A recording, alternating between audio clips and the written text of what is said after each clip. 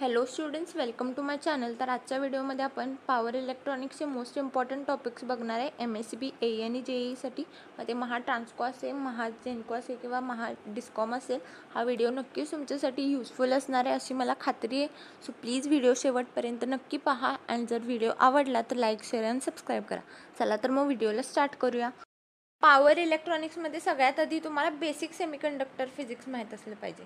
Conductor म्हणजे काय, insulator म्हणजे काय, सेमीकंडक्टर म्हणजे काय.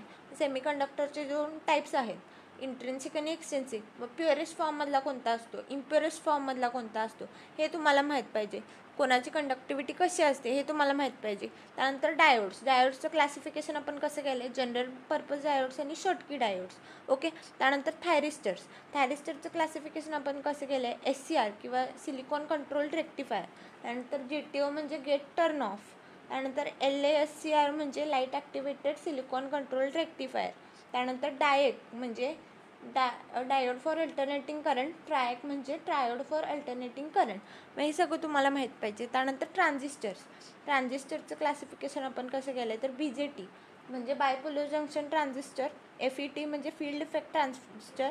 MOSFET म्हणजे metal oxide silicon field effect transistor.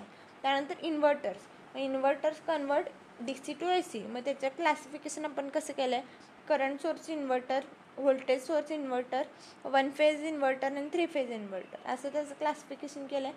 मग हे सगळं तुम्हाला माहीत पाहिजे. त्यानंतर rectifiers convert AC to DC.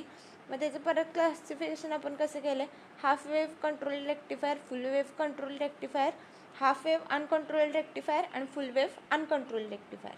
Okay. त्यानंतर चॉपर्स काय करतं, कन्वर्ट DC टू DC. म्हणजे फिक्स DC असेल त्याला व्हेरिएबल DCमध्ये कन्वर्ट करतं. ओके. मग त्याचे परत 2 टाईप्स आहेत, स्टेप डाऊन आणि स्टेप अप चॉपर्स. ओके. त्यानंतर सायक्लोकन्व्हर्टर्स काय करतं, it converts AC to AC. म्हणजे एखाद्या फ्रिक्वेन्सीची AC ही दुसऱ्या फ्रिक्वेन्सीच्या ACला कन्वर्ट करते सायक्लोकन्व्हर्टर.